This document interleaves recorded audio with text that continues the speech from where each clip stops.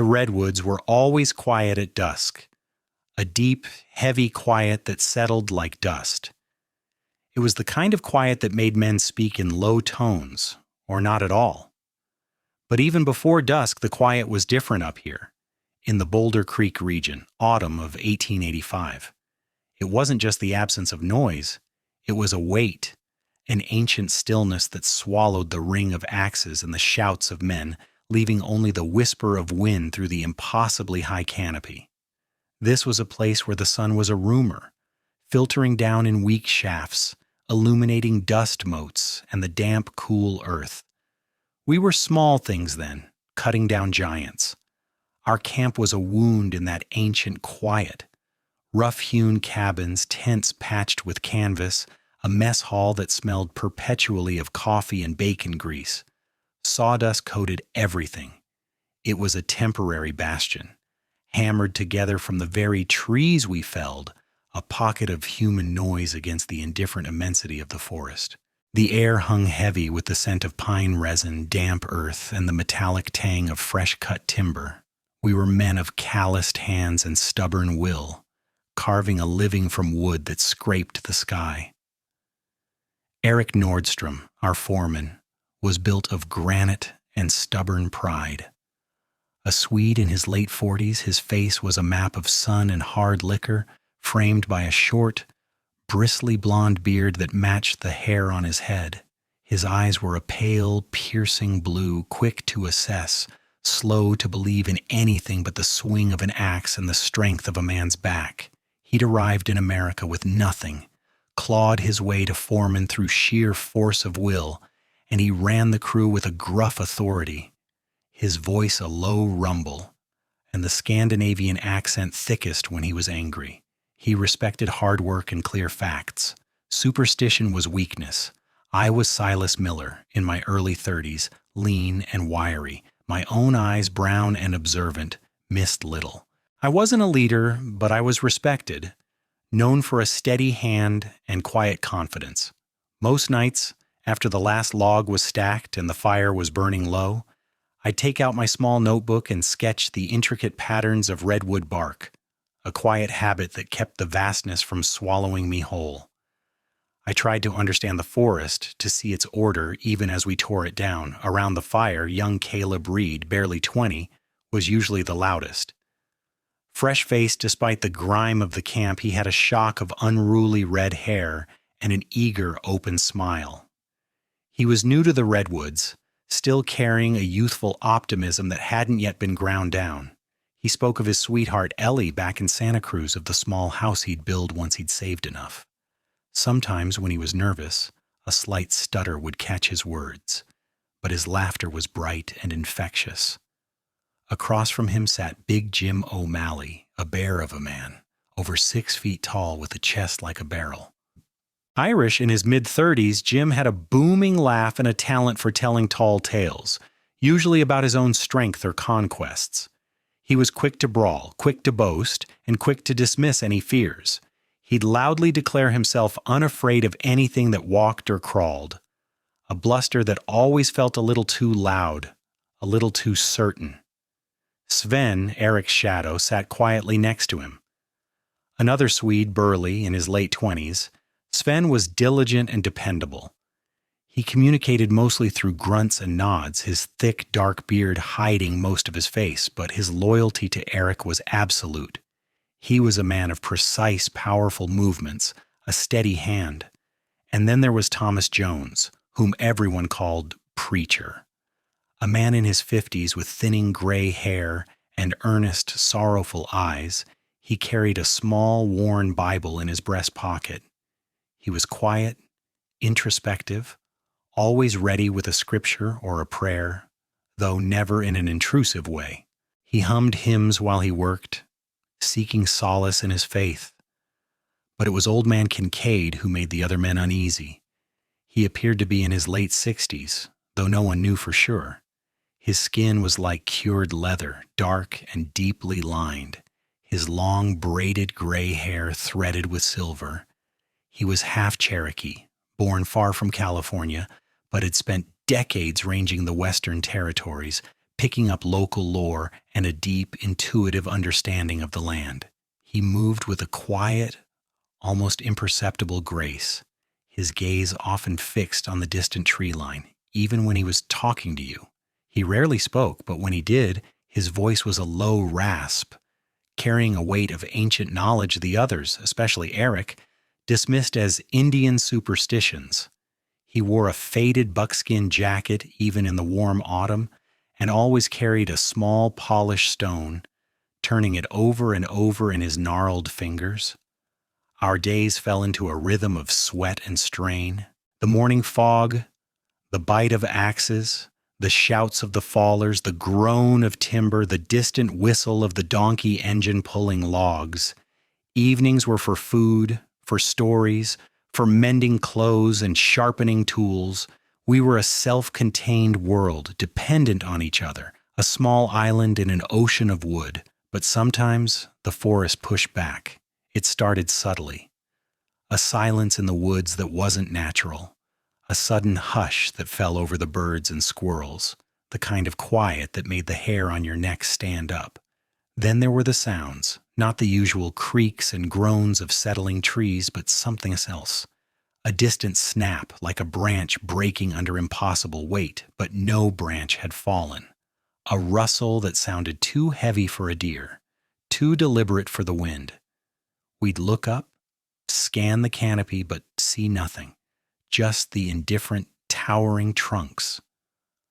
"Something's out there, Silas," Caleb whispered to me one afternoon, his voice hushed, his eyes wide. He'd been working at the edge of the clearing, cutting away underbrush. "I feel like I'm being watched." I just grunted, hefting my axe.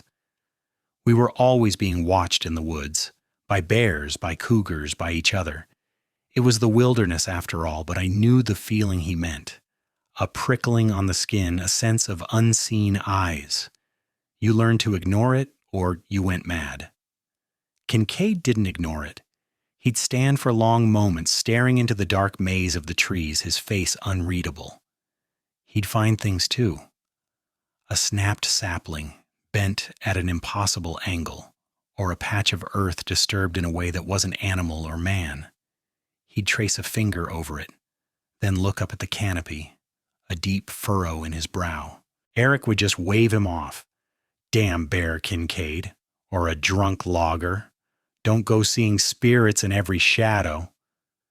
Kincaid would just give that low rasp of a chuckle. "Shadow's got teeth up here, Eric. Older teeth than you or I." The sun began its slow descent that day, painting the upper branches in hues of orange and purple before quickly abandoning us to the deepening gloom. The air grew colder. We gathered around the cook fire, the sizzle of beans and bacon cutting the silence.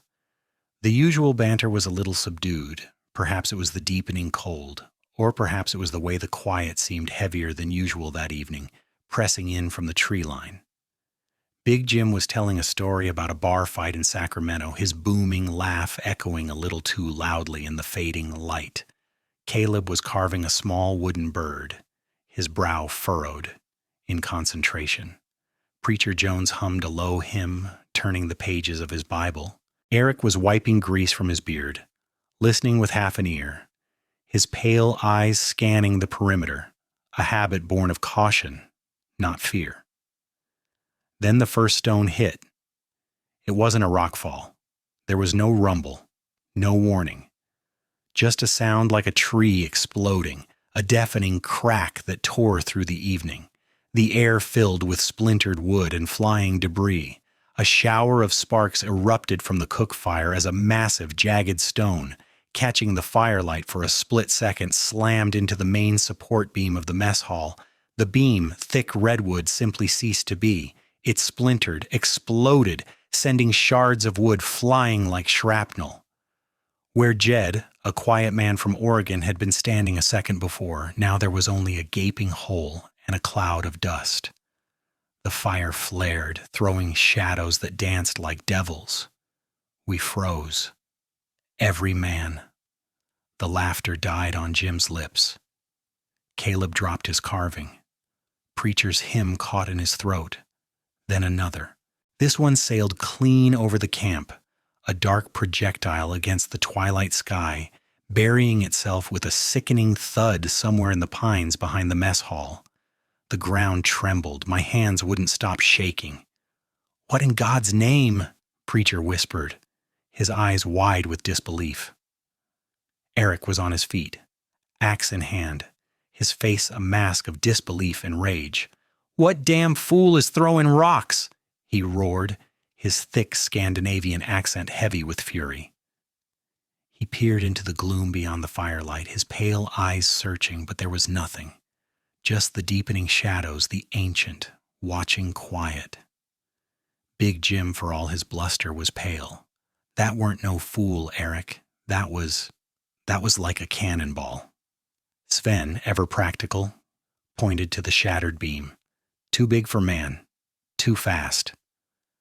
"Landslide," Eric grunted, trying to force logic into the impossible. "Loose rock from the ridge. We'll check it in the morning." But even as he said it, his voice lacked its usual conviction. The ridge was too far. The trajectory was wrong, and there had been no rumble, no warning. Kincaid, who had been silent, slowly stood. He walked over to the splintered mess hall, picking up a piece of the jagged wood. He ran a gnarled finger over the broken grain, then looked up at the tree line, his eyes fixed on the impenetrable darkness. "Not landslide, Eric," he rasped, his voice barely a whisper, yet it carried over the stunned silence. "And not man." He looked back at Eric, a deep, knowing look that held no judgment, only patience. "Some things," he said, his voice flat, "don't want you here." He tossed the wood scrap into the dying embers. The fire hissed. The redwoods were quiet again, but it was a different quiet now. A watchful quiet, a waiting quiet, and we were caught in the middle. We were caught in the middle. The silence that followed Kincaid's words was heavier than any stone. It pressed down on us, a physical weight. No one spoke. The embers of the cook fire cast long, dancing shadows, making the surrounding trees seem to lean in closer, more menacing.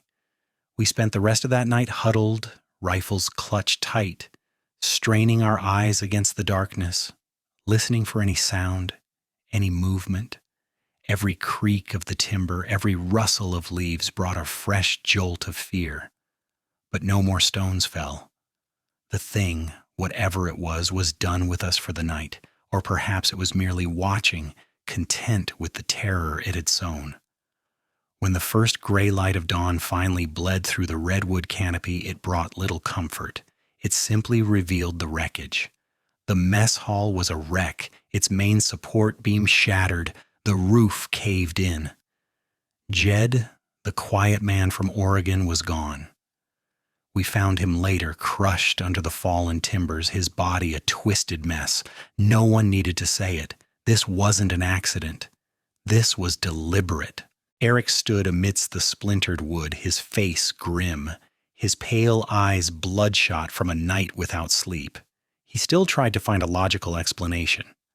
"Must have been an aftershock," he grumbled, though his voice lacked its usual conviction. "Loose rock, I tell you, tumbled down the ridge." Kincaid, standing a little apart, just watched him, saying nothing. His eyes were fixed on the tree line, as if expecting the forest itself to step forward and contradict Eric. We spent the morning clearing debris, trying to salvage what we could. The air was thick with a new kind of quiet. Not the peaceful quiet of the forest, but a tense, watchful silence. Men moved with a new caution, their glances constantly darting to the towering trees that surrounded us. Caleb, usually so full of youthful energy, worked with a slump to his shoulders, his red hair dulled by dust, his eyes hollow. He kept to himself, muttering prayers under his breath. Even Big Jim's boisterous nature was muted. He hauled timbers with a furious, silent strength, but his usual jokes were gone, replaced by a grim set to his jaw. He kept looking towards the direction the second stone had flown, as if expecting it to reappear. Eric tried to rally us. "We'll clear this, boys. Get a new beam up. We're not letting a few rocks stop us." but the words felt hollow even to him. We weren't just clearing debris, we were clearing the ghost of a man, and the unsettling knowledge that something out there wanted us gone. As the sun began its slow descent again, a chill seeped into the air that had nothing to do with the fading light. It was the chill of dread, and no one spoke of it, but every man knew what was coming. We ate in a hurried silence, the last of the bacon tasting like ash. Eric had men posted as lookouts, though what good a pair of eyes would do against a projectile traveling at that speed I couldn't say. He'd also handed out rifles, more for comfort than any real expectation of defense. Dusk deepened into a moonless night, the stars swallowed by the thick canopy. We gathered around a smaller, more contained fire, away from the damaged mess hall. The air was heavy, the silence oppressive. Minutes stretched into an eternity. Then it began again. Not one stone, but a volley. The first struck the newly built blacksmith's forge, flattening it with a sickening crash of bending metal and splintered wood.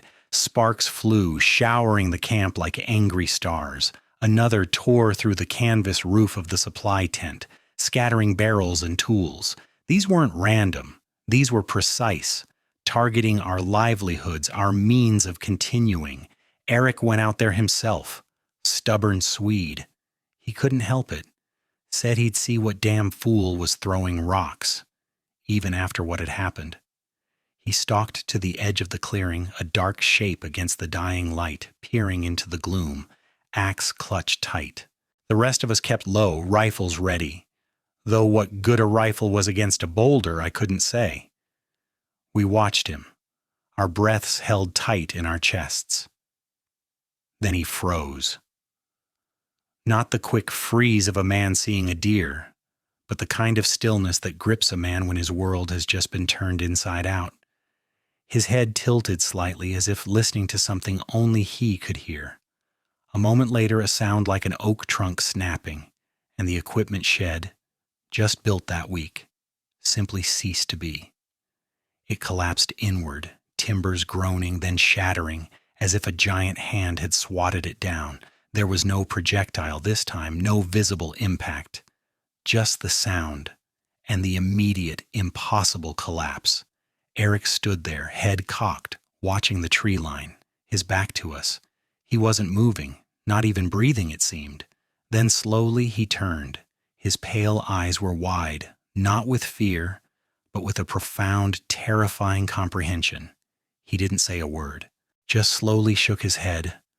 A single definitive movement that spoke more than any scream. He had seen it.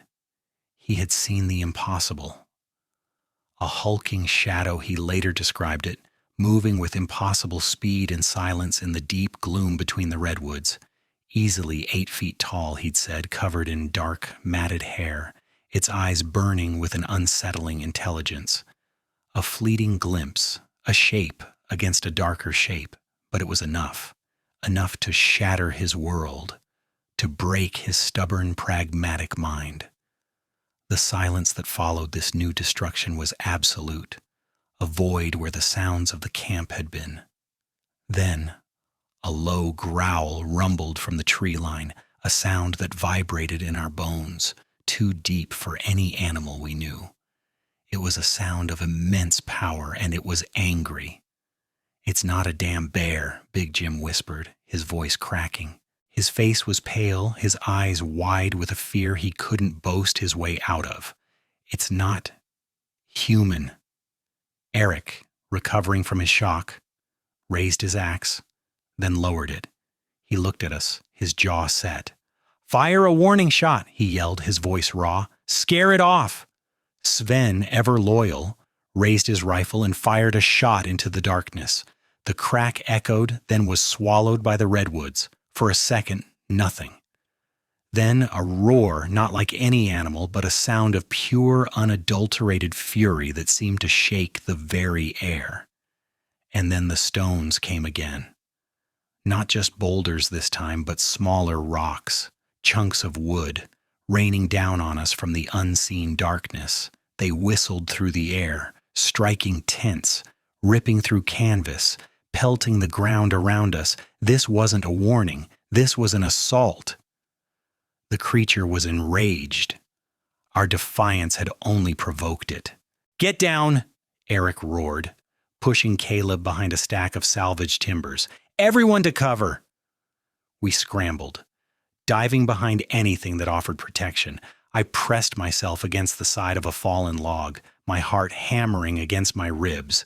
Caleb was whimpering, his head buried in his arms. Preacher Jones was openly praying, his Bible clutched to his chest, his voice a desperate murmur against the barrage. Big Jim, his bravado utterly shattered, simply lay on the ground, covering his head, muttering curses and pleas in equal measure. He was the first to truly break. The barrage lasted for what felt like an hour, though it was probably only minutes. Rocks smashed into our shelters, splintering wood, kicking up dust and debris.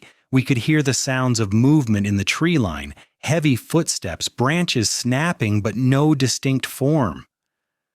Just the unseen, relentless assault. It was a terrifying, humiliating retreat, cowering like rats while an unseen hand hammered us. Slowly, as abruptly as it began, the assault tapered off. The last stone hit with a dull thud near the camp perimeter, then silence. The growling faded. We waited, tense, for another attack, but it didn't come. The forest settled into a watchful stillness again, but this time it felt like the quiet of a predator waiting for its prey to emerge. We stayed huddled until the first hint of dawn, shaking, exhausted, our nerves frayed. No one dared to light a fire. No one dared to move. The cold seeped into our bones, but the fear was colder still. When the sun finally rose, casting long, weak rays through the damaged canopy, it revealed a camp in ruins. The blacksmith's forge was gone. The supply tent was shredded. The equipment shed was a heap of broken timber. Our mess hall was beyond repair. The ground was littered with rocks, some the size of a man's torso, others smaller, jagged projectiles. It looked like a battlefield after a cannonade. Eric stood, surveying the devastation, his face a mask of grim determination. He didn't try to rationalize it this time. He just looked at the damage, then at the tree line, a deep, unsettling understanding in his pale eyes. "We need to know what we're up against," he said, his voice low, his accent thick. "Where it came from?" He gathered a small group, Silas, Sven, and Kincaid, and we moved cautiously towards the edge of the clearing, towards the direction of the recent attacks. Every shadow seemed to hold a threat. Every rustle of leaves made us jump. The air was heavy with the scent of pine and damp earth, but also something else, something primal and unsettling, like stale fur and deep forest rot. We found them near where the equipment shed had stood, just at the edge of the soft earth, where the forest floor met the clearing. Not one, but several. Deeply impressed into the damp ground, unmistakable. Footprints. Each one was enormous, easily 18 inches long, pressed deeper than any man, even Big Jim, could manage. They were broad, with 5 distinct toes, not quite human, not quite ape. They looked like a grotesque, exaggerated parody of a man's foot, but far, far larger. They led from the dense undergrowth across the soft earth to where the shed had stood and then back into the impenetrable darkness of the redwoods. I knelt, my hands trembling, and placed my own calloused hand next to one. My entire forearm could fit inside the length of it. This was no man. This was no bear. This was something else entirely, something immense, something that walked on 2 legs and knew how to throw rocks and how to hate. Kincaid stood over the prints, his gaze distant, fixed on the dark maze of the trees. He traced the outline of one with his gnarled finger, his face unreadable. "I told you," he rasped, his voice barely a whisper. "Some things don't want you here." He looked at Eric, a deep, knowing look that held no judgment, only patience. And some things, he added, are older than the trees themselves. Eric stared at the prince, his face pale, his jaw slack, all his stubborn logic, all his pragmatic dismissals shattered.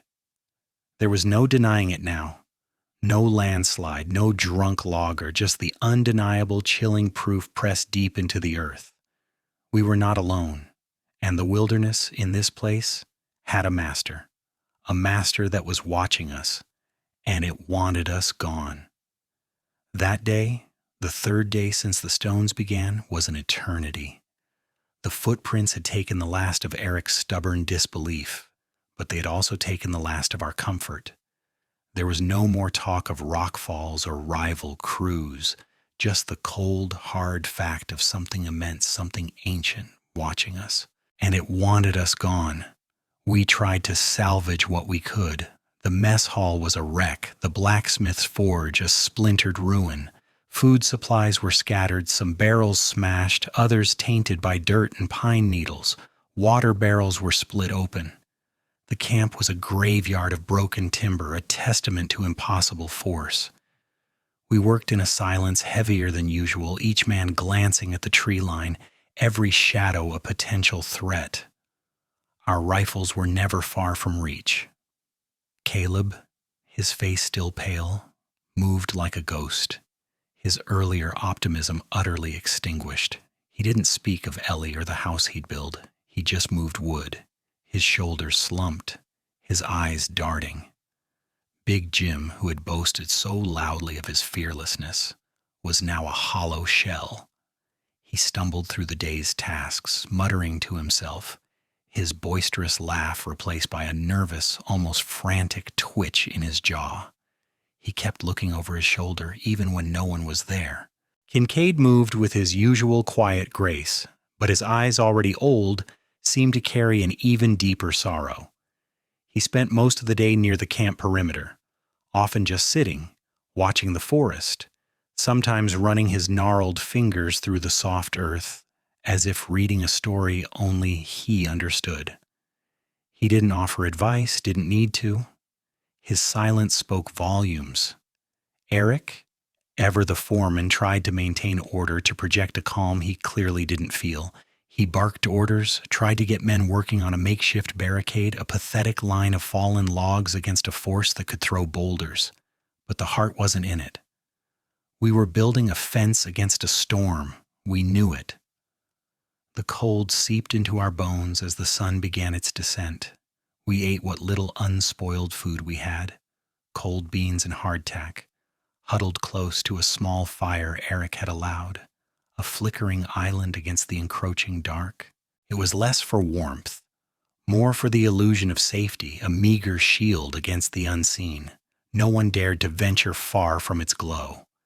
The silence that night was different from the previous ones. It wasn't a heavy, watchful quiet. It was an anticipatory silence, like the held breath before a plunge. The air itself felt charged. We sat, rifles across our laps, listening to the creak of the redwoods, the rustle of leaves that sounded too loud, too close. Sleep was a luxury none of us could afford nor attain. Every shadow was alive. Every distant snap of a twig sent a jolt through us. Then, just as the moon, a sliver of silver, began to climb above the distant peaks, the sound started. Not the crash of boulders, not yet. This was different. More deliberate. A scraping sound, like heavy claws dragging across bark, echoed from the tree line, then a low, guttural grunt. It seemed to come from all directions at once, a chilling display of the creature's speed and stealth. It was circling us, playing with us. "It knows," Kincaid whispered, his voice dry as rust. "It knows we're weak." Big Jim, who had been sitting hunched over, suddenly sprang to his feet. His face was contorted, sweat plastering his hair to his forehead. "Damn it! I can't take this no more!" he roared, his voice cracking, his bravado finally shattering into 1,000 pieces. "It's just playing with us. I'm going to find it. I'm going to kill it myself." He grabbed his axe, a heavy felling axe. its blade glinting dully in the firelight. He looked like a wild man himself, eyes wide and bloodshot, muscles tensed. "Jim, no!" Eric yelled, leaping to his feet. "Stay here! You'll be killed!" But Jim wasn't listening. He was beyond reason, beyond fear, consumed by a desperate, panicked rage. He stumbled towards the edge of the firelight, towards the impenetrable wall of darkness, roaring curses, swinging his axe wildly at the unseen enemy. "Come on, you bastard! Come and face me!" He took perhaps 5 steps beyond the perimeter of our meager light. The forest swallowed him whole. We heard the heavy thud of his boots on the soft earth, his frantic cries echoing for a split second. Then, a sickening, wet crunch, a sound that made my stomach lurch. Jim let out a choked, gurgling scream, cut short as if a hand had clamped over his mouth. The frantic cries turned into a desperate, strangled gasp, then silence. Absolute, terrifying silence. We stared into the darkness where he had vanished, our hearts pounding. No one moved, no one spoke. The fire crackled, casting dancing shadows that seemed to mock our helplessness. Eric was the first to act, grabbing his rifle. "Sven, Silas, Kincaid, with me. We go in slow. Look for him." His voice was low, grim, devoid of the usual command. This wasn't about rescue, it was about confirmation. Our lanterns barely pushed back the gloom. The air grew colder. The scent of pine mixed with something rank, a heavy, musky odor like wet dog and stale blood. We moved with agonizing slowness, our rifles raised, straining our eyes against the oppressive dark. Every shadow seemed to stretch and writhe. We found his axe first. It was jammed into the base of a redwood, buried deep. The handle was smeared with fresh, dark blood, still wet. Beyond it, a trail of dragged earth disturbingly wide led deeper into the trees. There were no footprints. Not Jim's, not the creature's. Just the disturbed earth as if something heavy had been pulled away. Eric knelt, touching the bloodied axe handle, his face a mask of stone. He didn't need to say it, we all knew. Jim was gone. Not merely lost, but taken, abducted. The realization settled in my gut like a lead weight. This wasn't just about driving us away, this was about hunting us.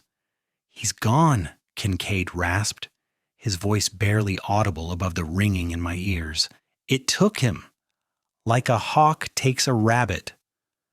We retreated, our faces pale, our shoulders hunched, the knowledge of Jim's fate chilling us to the bone.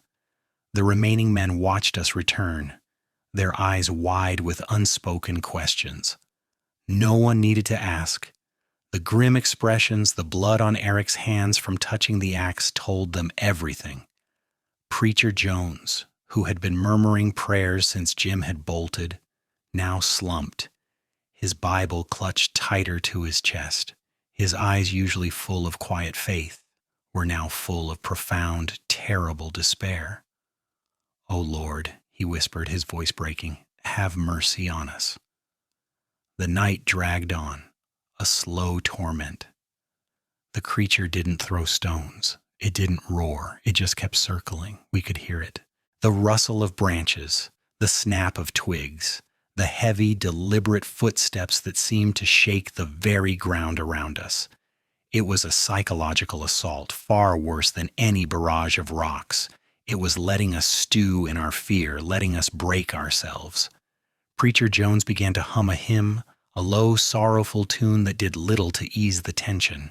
He rocked back and forth, his eyes fixed on the fire, as if its meager light was the last bastion against an encroaching damnation. His faith, once so firm, seemed to be crumbling before our eyes. He stood up then slowly, his hands still clutching his Bible. "We must pray," he declared, his voice thin but resolute. "We must pray for salvation, for deliverance from this evil." He took a step towards the fire, towards its very edge, raising his Bible to the sky, his eyes closed. "Our Father who art in heaven." Eric reached for him. "Preacher, no, stay back from the edge." But it was too late.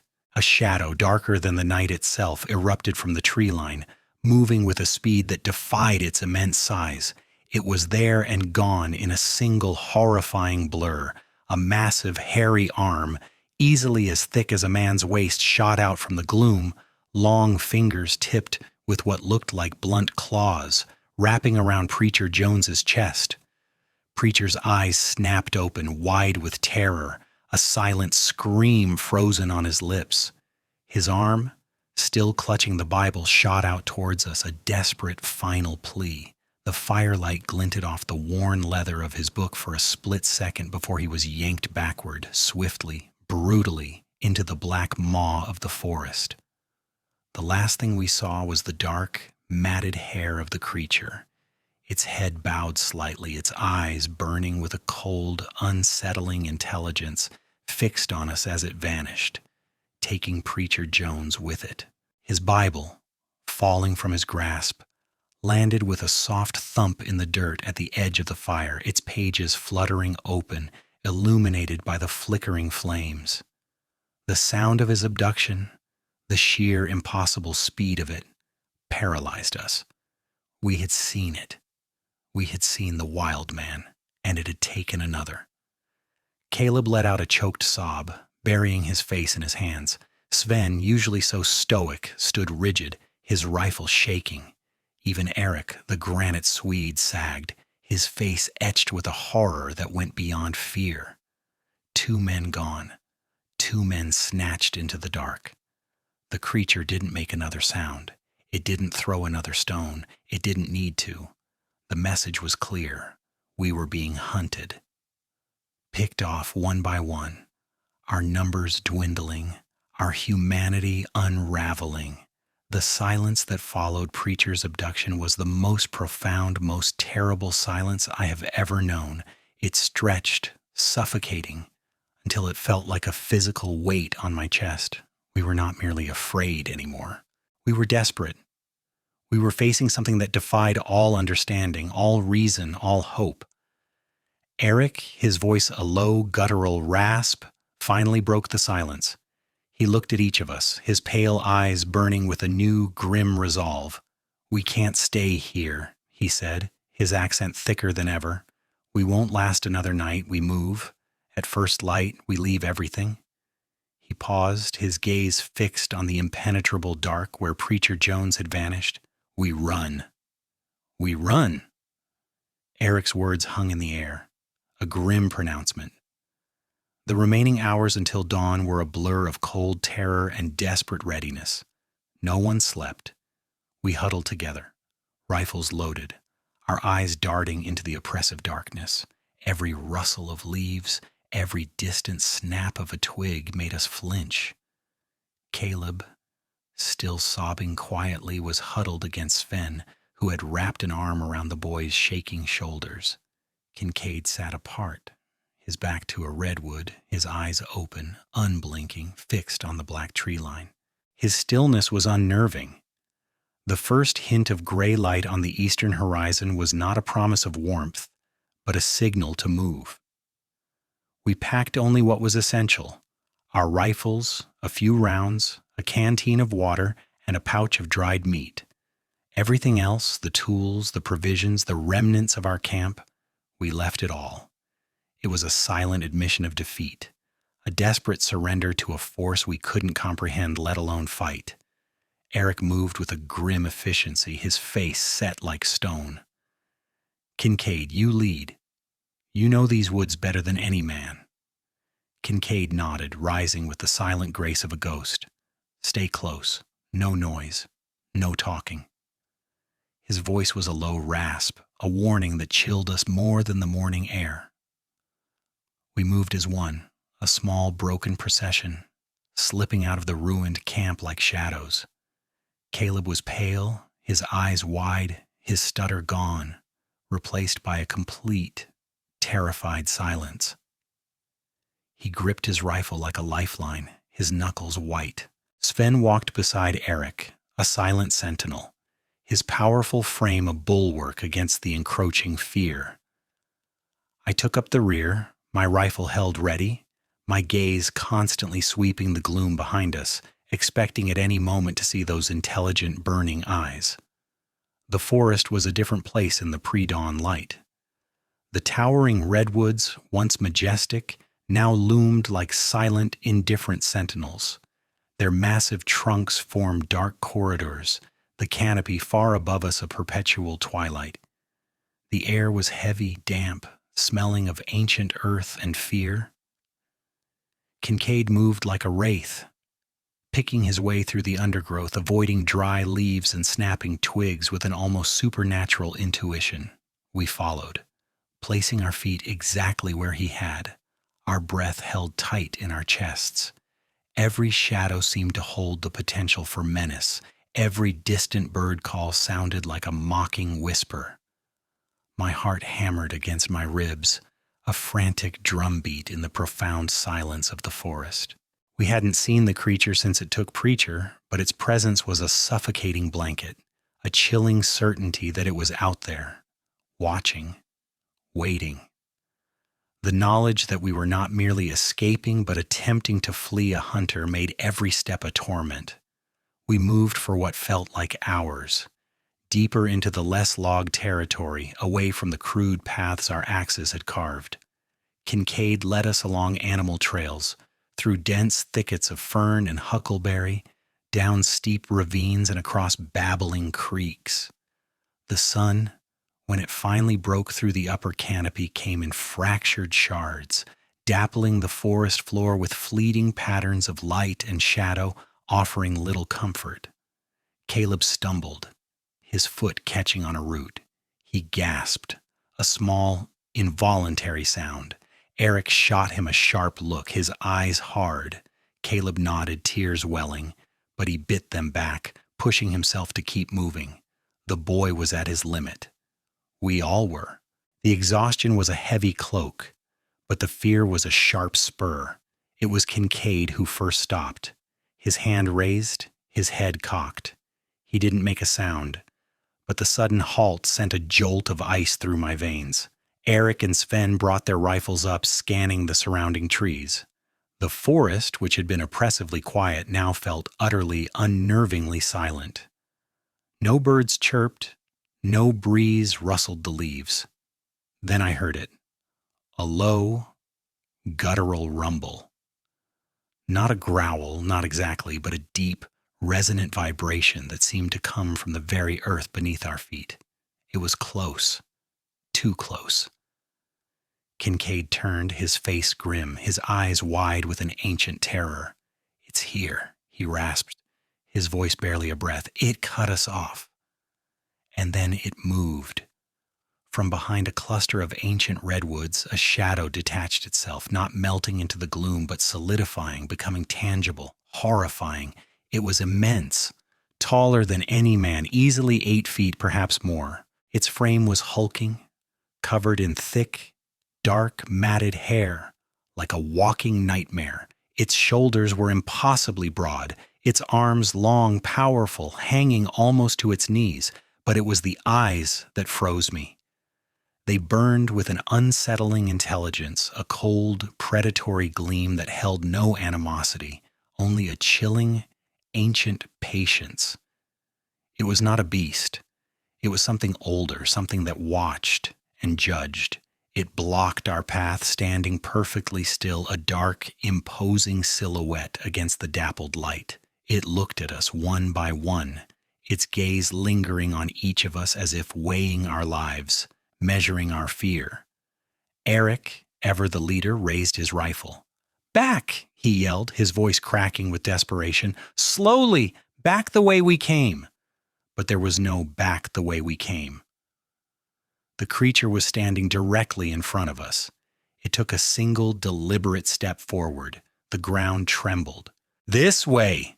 Kincaid suddenly shouted, pointing to a narrow, overgrown gap between 2 colossal redwood trunks, almost hidden by thick ferns. It was a desperate gamble, a path no sane man would attempt. Eric didn't hesitate. "Go, all of you, run!"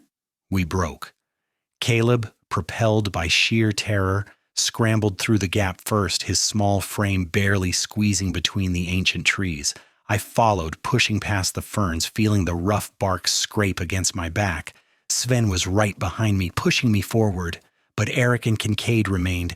Eric, his rifle raised, fired a shot into the air, a futile attempt to draw its attention. The creature didn't flinch. It simply turned its head, its intelligent eyes fixing on Eric. "Go, Eric!" Kincaid yelled, pulling on Eric's arm. "It's too close!" The creature took another step, then another, closing the distance. It moved with a silent, terrifying grace, its immense bulk seeming to flow through the undergrowth. "Sven!" Eric roared, his voice thick with a desperate command. "Cover our retreat. Hold it off. We'll meet at the creek." Sven, without a moment's hesitation, turned. His face was grim, resolute.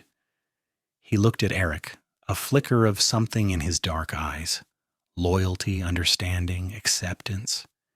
He slammed the butt of his rifle into the ground, pulling out his long, heavy felling axe, its blade glinting in the dappled light. He was not a man to run. He was a man to stand. "Go!" Sven yelled, his voice surprisingly clear, strong, and utterly devoid of fear. "Run, Eric, run!" Then he charged. It was a suicidal, impossible act of defiance. Sven, a man no matter how strong, against a creature of impossible strength and size. He met the wild man, not with a rifle shot, but with the raw, brutal power of his axe.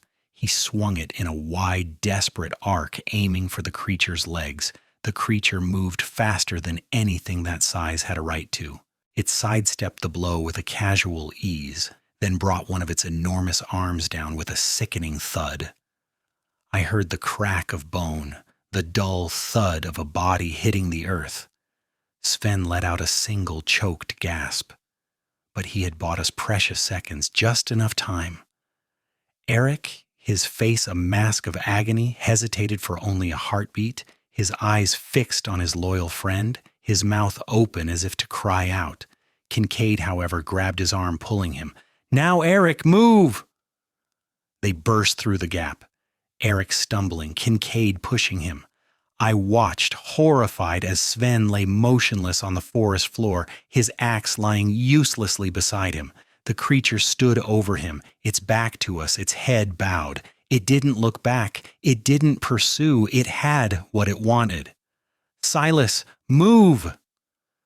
Eric's voice, raw with grief and urgency, snapped me out of my trance. My legs, heavy with lead, finally obeyed.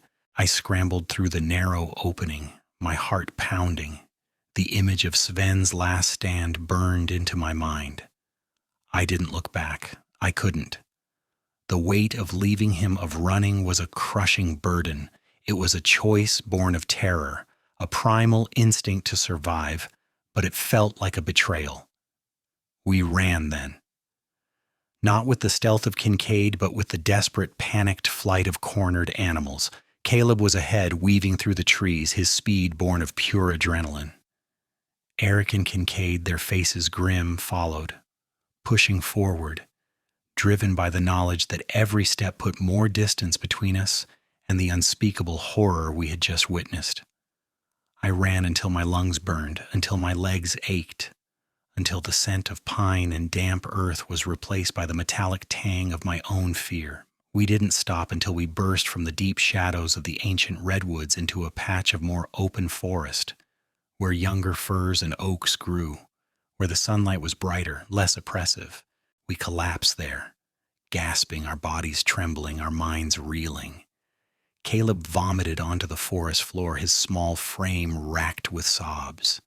Eric sat with his head in his hands, his broad shoulders heaving, the image of Sven, his loyal Swede, dying alone, etched onto his soul. Kincaid, though exhausted, remained vigilant, his eyes scanning the tree line behind us, though the oppressive silence suggested the creature had not pursued. It had simply claimed its due. We were out. Broken, battered, but out. 3 men remained, Eric, Kincaid, and myself. 3 men out of a crew of 7, Jim, Preacher, Sven, and young Caleb. No, Caleb was still with us, but his innocence was gone, replaced by a vacant stare. 4 men lost to the shadow. The journey back to civilization was a blur of aching muscles, parched throats, and haunted silence. We spoke little, each lost in our own private hell of memory and guilt. The logging town, when we finally reached it, seemed alien, too bright, too loud, too full of oblivious people. The warmth of a fire, the comfort of a meal, they felt like sacrilege. The logging company, of course, launched an investigation. They sent their own men, armed and skeptical, into the Boulder Creek region. They found the ruins of our camp, the splintered timber, the overturned tents. They found the enormous footprints in the damp earth, nearly 18 inches long, pressed impossibly deep. But they found no bodies, no signs of a struggle that made sense to their rational minds. They found only the profound, unsettling silence of the redwoods. The official report issued weeks later was terse, clinical. It blamed unsafe geological conditions for the destruction of the camp. A sudden, localized rockfall, they claimed. A lie, of course, to soothe investors, to explain away the unexplainable, to maintain the comforting illusion that the world was ordered, predictable, and ultimately conquerable. But the men who returned, those of us who survived, carried a different truth. We carried the indelible mark of the wild man's shadow. Caleb never spoke of Ellie again. He never returned to Santa Cruz. He just drifted, a ghost of the eager boy he once was, his eyes always holding that haunted, distant look. Eric, the granite Swede, never led another crew. He drank himself into oblivion, his silence a testament to the horrors he had witnessed, the loyal men he had lost. Kincaid, the old man, he simply vanished. One morning he was just gone, leaving behind only the small, polished stone he always carried, tucked beneath the pillow in his bunk. Perhaps he returned to the wild, to a world that understood the ancient things that lurked in the shadows. As for me, Silas Miller, I still sketch, not redwood bark anymore. Now I sketch the faces of the men I lost. I sketch the outline of a hulking, hairy shape against the dying light. And I remember. The Boulder Creek region, specifically that stretch of ancient redwood forest, remained untouched for decades. It became known in whispered tones among the Lumberjacks as the wild man's territory. No crew dared to log there. The company, despite their official report, never pushed the issue. They simply drew a line on their maps, an invisible boundary around the forgotten horror. The creature was not vanquished. We didn't defeat it. We merely observed it, we encountered it, and it showed us our place. It was not a beast to be tamed, nor a monster to be slain. It was an ancient presence, a guardian, a force of nature, with an intelligence that defied our understanding. It was part of the forest as much as the redwoods themselves, a patient shadow waiting in the deep woods. It waits, I imagine still, patiently, watching the encroaching world just as it watched us, a permanent, silent sentinel in the heart of the wild. And sometimes when the wind whispers through the distant trees, I can still hear the echo of Jim's strangled gasp, Preacher's silent scream, and Sven's desperate final roar. And I know with a cold certainty that some things don't need a name to kill you, and some things once seen can never be unseen. The shadow of the redwoods, it clings to you long after you've left the trees behind. It clings to your soul, a permanent, chilling reminder of what truly owns the wild.